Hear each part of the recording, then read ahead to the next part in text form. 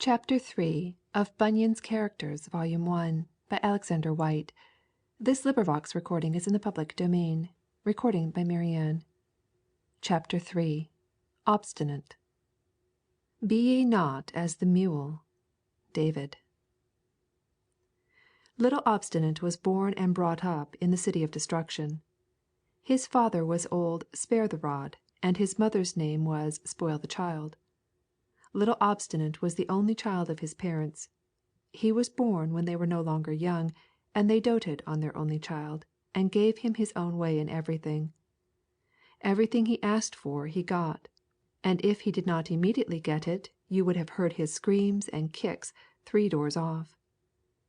His parents were not in themselves bad people, but, if Solomon speaks truth, they hated their child, for they gave him all his own way in everything, and nothing would ever make them say no to him, or lift up the rod when he said no to them. When the Scriptures, in their pedagogical parts, speak so often about the rod, they do not necessarily mean a rod of iron, or even of wood. There are other ways of teaching an obstinate child than the way that Gideon took with the men of Succoth, when he taught them with the thorns of the wilderness and with the briars thereof. George Offer, John Bunyan's somewhat quaint editor, gives the readers of his edition this personal testimony.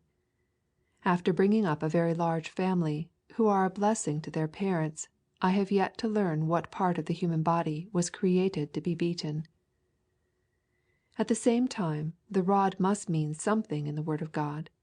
It certainly means something in God's hand when His obstinate children are under it, and it ought to mean something in a godly parent's hand also. Little Obstinate's 2 parents were far from ungodly people, though they lived in such a city, but they were daily destroying their only son by letting him always have his own way, and by never saying no to his greed, and his lies, and his anger, and his noisy and disorderly ways.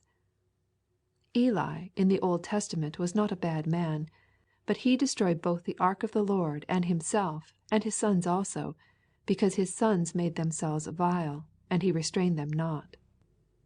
God's children are never so soft, and sweet, and good, and happy as just after he restrains them, and he has again laid the rod of correction upon them. Then they kiss both the rod and him who appointed it. And earthly fathers learn their craft from God. The meekness, the sweetness, the docility, and the love of a chastised child has gone to all our hearts in a way we can never forget. There is something sometimes almost past description or belief in the way a chastised child clings to and kisses the hand that chastised it. But poor old Spare the Rod never had experiences like that, and young Obstinate, having been born like Job's wild ass's colt, grew up to be a man like David's unbitted and unbridled mule, till in after life he became the author of all the evil and mischief that is associated in our minds with his evil name. In old Spare the Rod's child also this true proverb was fulfilled, that the child is the father of the man. For all that little Obstinate had been in the nursery, in the schoolroom, and in the playground, all that, only in an aggravated way, he was as a youth and as a grown-up man. For one thing, Obstinate all his days was a densely ignorant man. He had not got into the way of learning his lessons when he was a child. He had not been made to learn his lessons when he was a child, and the dislike and contempt he had for his books as a boy accompanied him through an ignorant and narrow-minded life. It was reason enough to this so unreasonable man not to buy and read a book that you had asked him to buy and read it. And so many of the books about him were either written, or printed, or published, or sold, or read, or praised by people he did not like, that there was little left for this unhappy man to read, even if otherwise he would have read it. And thus, as his mulish obstinacy kept him so ignorant, so his ignorance in turn increased his obstinacy. And then when he came, as life went on, to have anything to do with other men's affairs, either in public or in private life, either in the church or in the nation, or in the city, or in the family, this unhappy man could only be a drag on all kinds of progress, and an obstacle to every good work. Use and wont, a very good rule on occasion, was a rigid and universal rule with Obstinate. And to be told that the want in this case and in that had ceased to be the useful, only made him rail at you, as only an ignorant and obstinate man can rail. He could only rail. He had not knowledge enough, or good temper enough, or good manners enough, to reason out a matter. He was too hot-tempered for an argument, and he hated those who had an acquaintance with the subject in hand, and a self-command in connection with it that he had not. The obstinate man's understanding is like Pharaoh's heart, and it is proof against all sorts of arguments whatsoever. Like the demented king of Egypt, the obstinate man has glimpses sometimes both of his bounden duty and of his true interest, but the sinew of iron that is in his neck will not let him perform the one or pursue the other. Nothing, says the penetrating writer, is more like firm conviction than simple obstinacy. Plots and parties in the state, and heresies and divisions in the church alike proceed from it. Let any honest man take that sentence and carry it like a candle down into his own heart and back into his own life, and then with the insight and honesty there learned carry the same candle back through some of the plots and parties, the heresies and schisms of the past as well as of the present day, and he will have learned a lesson that will surely help to cure himself, at any rate, of his own remaining obstinacy. All our firm convictions, as we too easily and too fondly call them, must continually be examined and searched out in light of more reading of the best authors, in light of more experience of ourselves and of the world we live in, and in that best of all light, that increasing purity, simplicity, and sincerity of heart alone can kindle. And in not a few instances we shall to a certainty find that what has hitherto been clothing itself with the honourable name and character of a conviction was all the time only an ignorant prejudice, a distaste or a dislike, a too great fondness for ourselves and for our own opinion and our own interest. Many of our firmest convictions, as we now call them, when we shall have let light enough fall upon them, we shall be compelled and enabled to confess to be at bottom mere mulishness and pride of heart. The mulish, obstinate, and proud man never says, I don't know. He never asks anything to be explained to him. He never admits that he has got any new light. He never admits having spoken or acted wrongly. He never takes back what he has said. He was never heard to say, You are right in that line of action, and I have all along been wrong. Had he ever said that, the day he said it would have been a Whitestone day both for his mind and his heart. Only, the spoiled son of Spare the Rod never said that, or anything like that. But, most unfortunately, it is in the very best things of life that the true mulishness of the obstinate man most comes out. He shows worst in his home life and in the matters of religion. When our obstinate was in love, he was as sweet as honey and as soft as butter. His old friends that he used so to trample upon scarcely recognized him. They had sometimes seen men converted, but they had never seen such an immediate and such a complete conversion as this.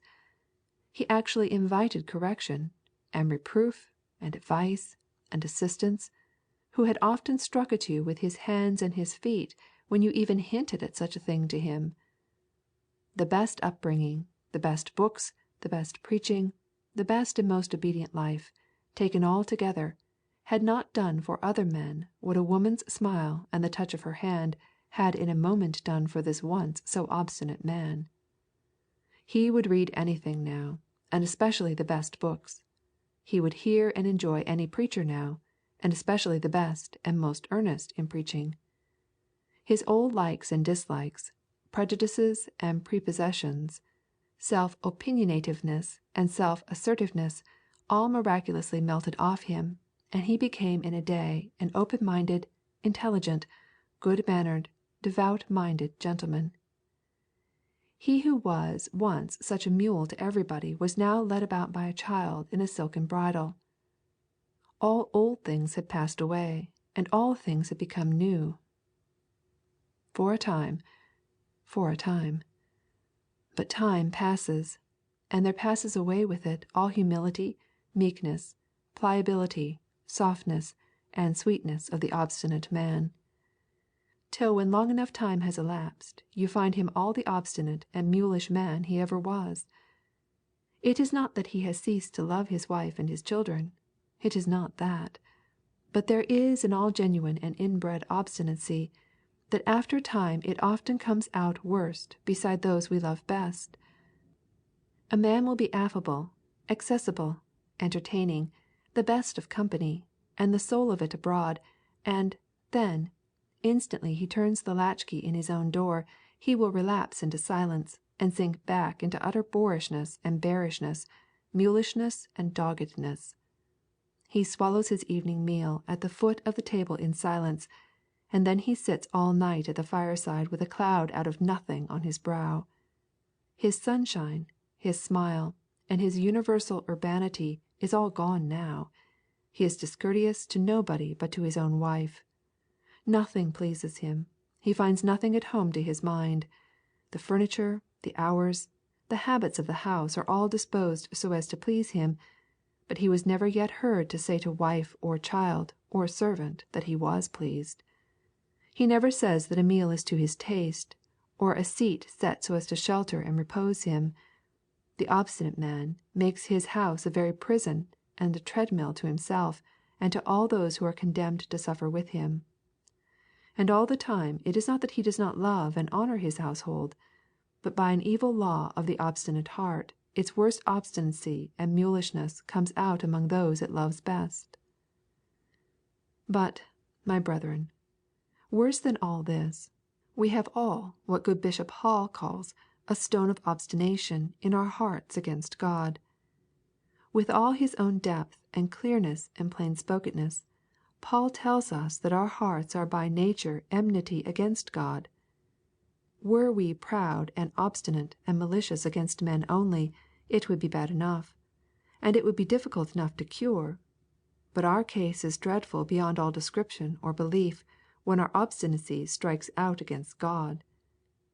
We know as well as we know anything, that in doing this and not in doing that, we are going every day right in the teeth of both God's law and God's grace, and yet in the sheer obstinacy and perversity of our heart we still go on in what we know quite well to be the suicide of our souls.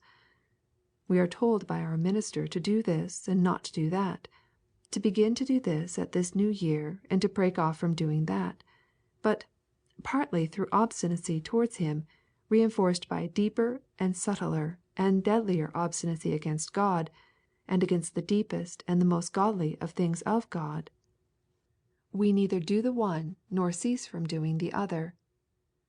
There is a sullenness in some men's minds, a gloom and a bitter air that rises up from the unploughed, undrained, unweeded, uncultivated fens of their hearts that chills and blasts all the feeble beginnings of a better life. The natural and constitutional obstinacy of the obstinate heart is exasperated when it comes to deal with the things of God. For it is then reinforced with all the guilt and all the fear, all the suspicion and all the aversion of the corrupt and self-condemned heart. There is an obdurateness of obstinacy against all the men, and the books, and the doctrines, and the precepts, and the practices that are in any way connected with spiritual religion that does not come out even in the obstinate man's family life. John Bunyan's obstinate, both by his conduct as well as by the etymology of his name, not only stands in the way of his own salvation, but he does all he can to stand in the way of other men setting out to salvation also. Obstinate set out after Christian to fetch him back by force, and if it had not been that he met his match in Christian, the Pilgrims Progress would never have been written. That can by no means be, said Christian to his pursuer, and he is first called Christian when he shows that one man can be as obstinate in good as another man can be in evil. I never now can go back to my former life. And then the two obstinate men parted company for ever. Christian in holy obstinacy being determined to have eternal life at any cost, and obstinate as determined against it. The opening pages of the Pilgrims Progress set the two men very graphically and very impressively before us. As to the cure of obstinacy, the rod in a firm, watchful, wise, and loving hand will cure it, and in later life a long enough and close enough succession of humble, yielding, docile, submissive, self-chastening, and thanksgiving acts will cure it. Reading and obeying the best books on the subjugation and the regulation of the heart will cure it. Descending with Dante to where the obstinate and the embittered and the gloomy and the sullen have made their beds in hell will cure it.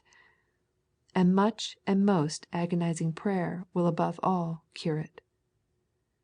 O Lord, if thus so obstinate I, choose Thou, before my spirit die, a piercing pain, a killing sin, and to my proud heart run them in. End of chapter 3.